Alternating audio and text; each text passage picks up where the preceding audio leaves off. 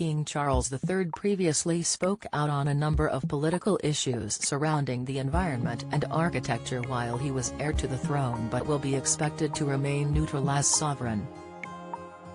As the Prince of Wales, Charles became a climate advocate, campaigning for conservation, organic farming and sharing his thoughts on contemporary urban planning. Members of the royal family are expected to remain impartial by staying out of politics and refraining from sharing their personal views on some issues.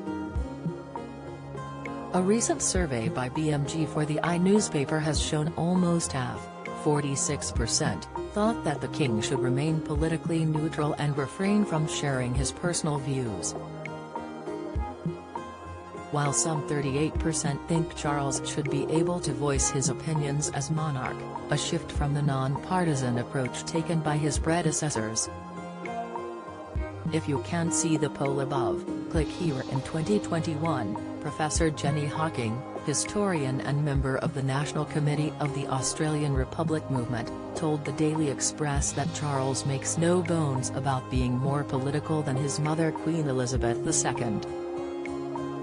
She continued, "Many people have been disturbed by the way in which Charles, far more overtly than the Queen, has engaged in political matters."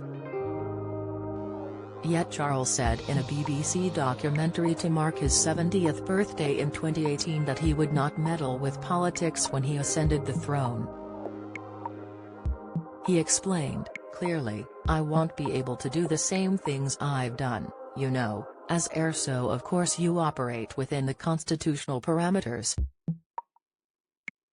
I'm not that stupid, I do realize that it is a separate exercise being sovereign. Don't miss.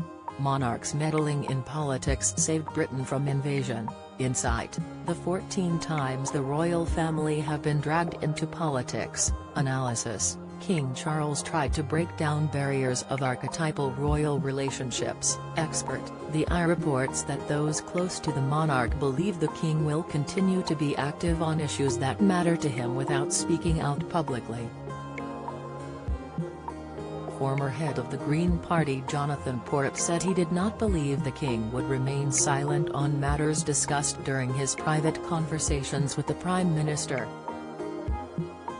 He said, "I don't imagine that he would in any way tone down some of his concerns about the way in which things are being pursued at the moment when he's in those confidential conversations with politicians. Why should he? His job is to help politicians understand the long-term interests of the nation and to understand the really critical needs of young people today." Thinking of how outspoken he has been in the past, I can't imagine him just sitting there mutely listening to the Prime Minister saying what a brilliant approach and strategy they've got on climate change without him saying something in reply.